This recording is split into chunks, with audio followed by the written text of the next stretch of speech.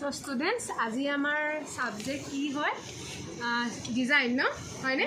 আৰু আমি ডিজাইন আজি আমি ৰাউণ্ডৰ ভিতৰত আমি 6টা সাৰ্কেল লৈছো সেই সাৰ্কেলৰ ভিতৰত কেনেদৰে ডিজাইন বনাব পাৰি আমি হেতুৰ ওপৰত শিকিম তোমালোকে দেখিছাই বোৰ্ডত চোৱা বোৰ্ডটো দেখুৱা বোৰ্ডত তোমালোকে দেখিছাই কি ধুনীয়াকৈ ডিজাইন মই বনাই দিছো তাকে তোমালোকে দেখি পেলাই আঁকিছা বোৰ্ডৰ পৰা ষ্টুডেণ্টছ সো আজি আমাৰ ডিজাইনটো আমাৰ সাৰ্কেল ডিজাইন কেনেকৈ কৰা হয় ভেৰাইটিজ টাইপত হেতুৰ ওপৰত দেখুৱা হ'ব আৰু এতিয়া চোৱা প্ৰথমে আমি ধুনীয়াকৈ আঁকি ললো পেন্সিল দি আকাৰ পিছত এই ডিজাইনখিনি দি গলো তাৰ পিছত এই ডিজাইন দিয়াৰ পিছত ধুনীয়াকৈ এনেকৈ কলকা ডিজাইন সকলো দি কিনে 5টা সাৰ্কেল কমপ্লিট কৰি কিনে আমি ইয়াতে কালাৰ দিম আমি কালাৰত কি ইউজ কৰিছো আমি কালাৰত ইউজ কৰিছো কেমেল আৰ্টিষ্ট ৱাটাৰ কালাৰ টিউবছ আৰু এটো খুব বেছি প্ৰাইস আমাৰ হ'ব 210 লিখা আছে এটো ৱাটাৰ কালাৰ ইউজ কৰিম আৰু আমি বাৰ্ডছ ইউজ কৰিম নভেলটি মই 3 নম্বৰ ব্ৰাছ লৈছো সো আমি ইয়াৰ পৰা ৰেড কালাৰটো লৈছো যেটো ইয়েলো কালাৰটো ইয়াত কৰি থোৱা হৈছে আপোনালোকে দেখিছে গতিকে ইয়াতে আমি ৰেড কালাৰ দি শেডিং দিম সো ইয়েলো আমি ওপৰৰ ৰেড কালাৰ দি শেডিং দি আপোনালোকে চাই চাব দেখাই দিছো কেনেকৈ শেডটো দিবলৈ জাস্ট ইয়েলো কালাৰটো নৰমাল কৰিব কৰি পেলাই তাৰ ওপৰত এতিয়া ৰেড দি শেডিং দিছো তোমালোকে বুজি পাইছানে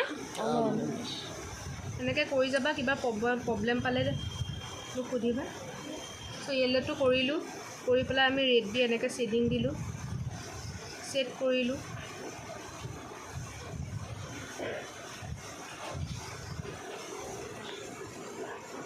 এইদৰে কৰিলো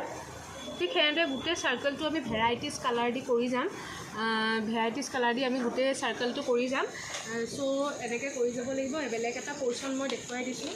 এই পোৰ্শনটো হ'ল যে এই বস্তুটো কালাৰটো কেনেকৈ কৰা হয় আৰু তাৰ বাবে ব্লুটো ললো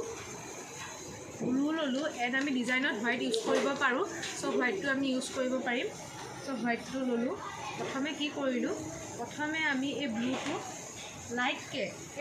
লাইটকে ইয়াত মাৰিলো ব্লুটো লাইটকে মানে অলপকে